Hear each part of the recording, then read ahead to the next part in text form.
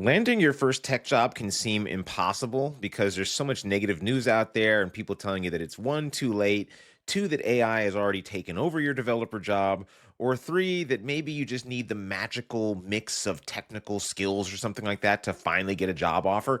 This is all partially true and mostly wrong. So, what I want to walk through with you today is how you can actually make a plan to get your first developer job. I'm not going to go deep into the technical things you need to know.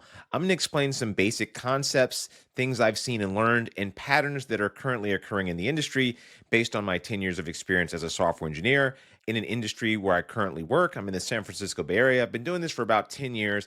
I also run a program called Parsity where I help career changers break into tech. It's not 3 months, it's a lot longer. The reality is, you're not going to learn how to do this stuff in 3 months. Anyway, you want to learn how to code because you want to change careers, you want to get a job. The hard part, believe it or not, is not learning to code, which is difficult in itself. The really difficult part is getting somebody to make you an offer. Most people start here. They start working only in this area here, in this technical area. Here's the area where everybody wants to start off. They go to Leet Code. They go buy books on technical interviews. And I understand this stuff is much more tangible to understand. You, okay, there's a technical interview, and if I pass it, then I get the offer.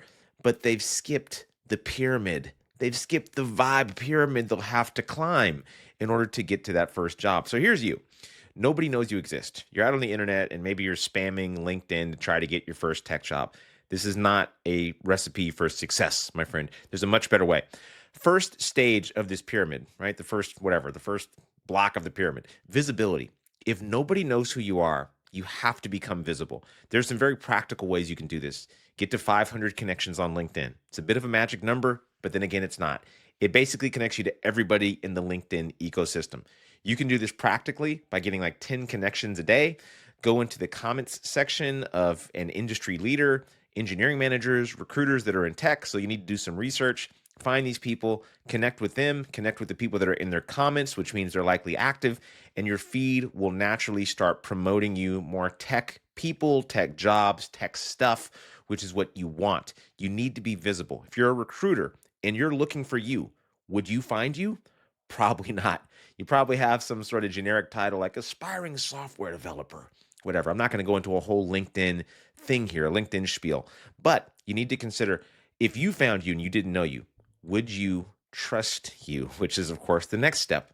You have to show somebody that you're trustworthy.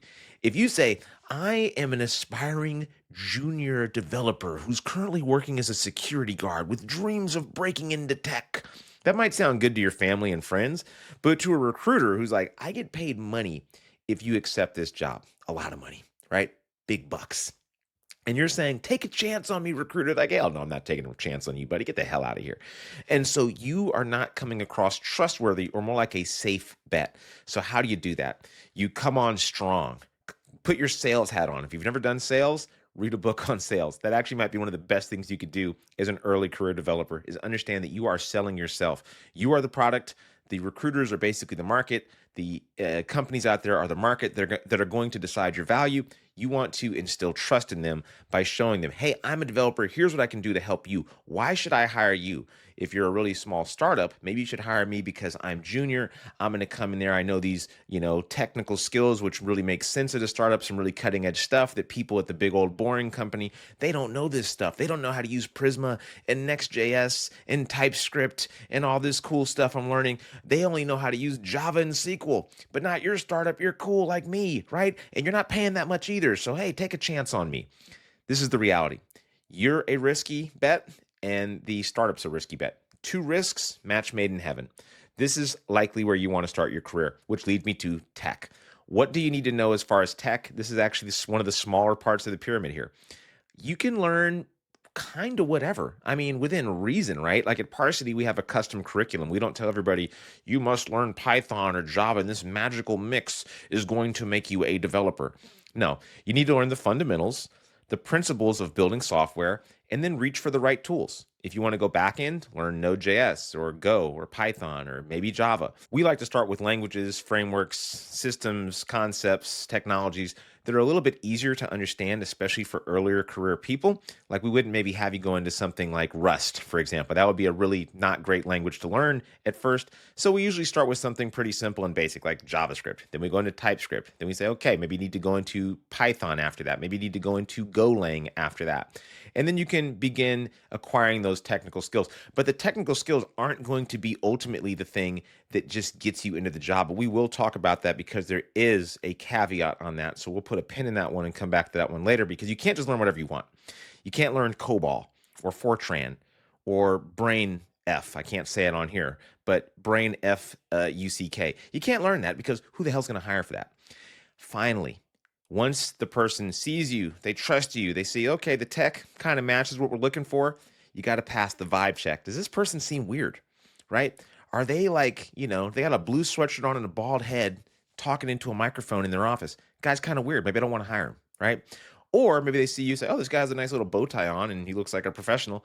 I think we're going to give him a shot. So the vibe check, kind of like how do you come across online, right? If you have like really mean stuff that you're writing online, probably not a good idea, right? If you're telling like really personal stories that aren't that great, like I hate big tech corporations because they suck donkey balls, then, companies are going to say, yeah, maybe stay away from this guy. So assuming you've gone past all these things, visibility, you've gained some trust by coming on strong and saying, here's what I do. I'm a software engineer. I specialize in these technologies. You should hire me. Your first job tells that person that you are in fact a person in tech. It doesn't say something weird like fried chicken fryer at the local gas station or something like that.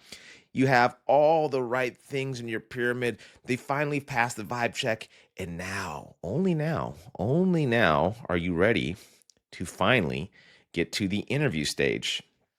Here's what people get wrong about the interview. They go right here. They just study this part. That's all they study for. They just study a bunch of leet code and wonder why they keep falling off and going back here and going back. Don't do that. The interviews will always go like this. I've done too many interviews to count. Way too many. Like seriously, you can look at my LinkedIn sheet, my resume on LinkedIn. I've gone through tons of jobs, unfortunately. Not really by choice, kind of by force. That's another story. Anyway, done a lot of interviews, right? First things first, they're going to have a recruiter call you. That person's going to know nothing about code, right? And they're going to want to do a sanity check. Basically, hey, are you crazy? Tell me some stuff about yourself, right? Why do you want to work here?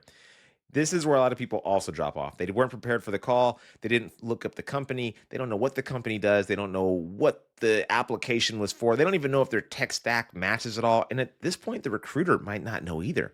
There's a running joke in the industry about recruiters looking at Java and JavaScript and calling people up for jobs that require Java, but really, JavaScript and they think it's the same thing. Ha ha ha. Big knee slapper. That doesn't happen as much anymore because they've just gotten more savvy, but it used to happen a lot. So once you pass a sanity check and they think, okay, you don't seem like a total weirdo, right? Within reason. I mean, software engineers are kind of weird, right? So then you get to the technical portion. Now, this is where people will often fall off too. And this is where I say that, yes, you can learn whatever you want, but you need to do it within reason, right? If you're in the Midwest, learning something like C Sharp, SQL, .NET, Angular in certain industries, especially if you're near a lot of government agencies, that might not be a bad idea because a lot of the technical checks they want to see that you have, like a lot of the stuff they want to know that is like probably related to that.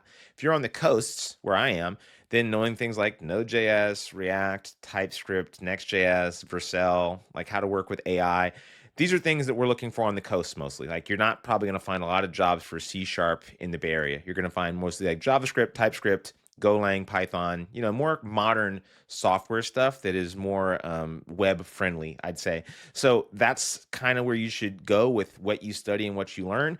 I don't think you should overanalyze this though. But this is ultimately what's going to happen, especially the more junior you are, the more they're going to want that technical fit.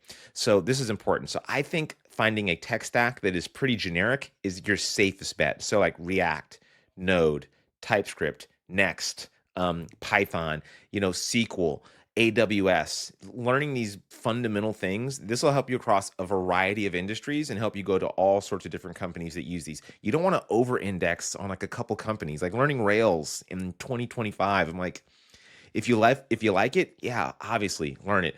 If you want the most bang for your buck, I don't know if that's a great idea, and it may hurt you in this stage here. Vibe check again. Once you pass the technical portion of the interview, which means, like, first of all, that you actually match what they're looking for, and two, that you actually can beat the technical portion, of which there are, 100 million videos on how to approach the technical interview. And I have a video on that myself, the technical interview for the other 99%. Because what you should be studying, unless you're going to Google, Meta, Amazon, Netflix, you shouldn't be studying leak code problems all the time. You should be looking at things like how to build a React component, how to come across in an interview when they ask you things like behavioral questions, like tell me why you want to work here, how do you handle conflict, what would you do if, your manager asked you to do some dumb thing. Like, these are the questions you should be prepared for as well. Now, finally, after all that, you get the vibe check part where they say, okay, cool, you're not crazy. You usually meet with the CEO or somebody that has nothing to do with technical stuff at all. And they'll usually just ask you some softball questions. Again, it's a vibe check. It's just making sure, is this person not like super duper weird? Weird people, they work at weird companies. Most companies want to make sure that you're not a total weirdo. So, if you have to fake it, then learn how to fake it. There's a book called How to Win Friends and Influence People that has been pivotal to my life and probably my career.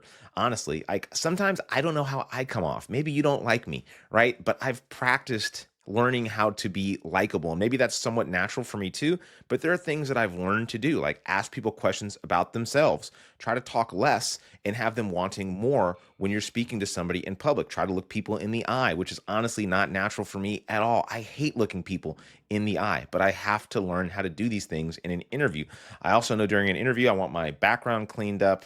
I want to try to speak professionally, which is not always my first way of speaking, you could say, So these are things that I like to think about, go over, and practice even on camera. Now, finally, the offer stage. This is where people think it's over. They think, I'm done. Offer. Woo. They didn't negotiate, which means they lost money. We always have people negotiate in Parsity. Now, do they always do it? I wish they did, but a lot of times people are so nervous about an offer being presented that they refuse to negotiate. If a company takes away an offer after you negotiate, big red flag, and probably you dodged a bullet. And after the offer, of course, comes the real game. This is where the game starts, not where it ends. So that will lead to all sorts of other pyramids that I speak about in many other videos if you're interested in learning more, because the real part of this game starts at your career. That's where the fun happens. That's where the magic happens. That's where the stress happens. But this is also where the really interesting stuff happens. These two pyramids here, this will take you maybe a year, maybe two. Let's be honest. It'll take you a year or two to climb these two pyramids. And at that point, you have another 20, 30, maybe 40 years working in this industry, depending on how young you are. But even if you only had 10, that's still quite a long time. So I'm just at the 10-year mark in my own career. Imagine where you would be at this point here. I hope that's helpful. I hope these little pyramids and drawings helped you out. And if you'd like to learn more, then check out the show notes and you can check out Parsity and learn more about what we do there. All right, see you around.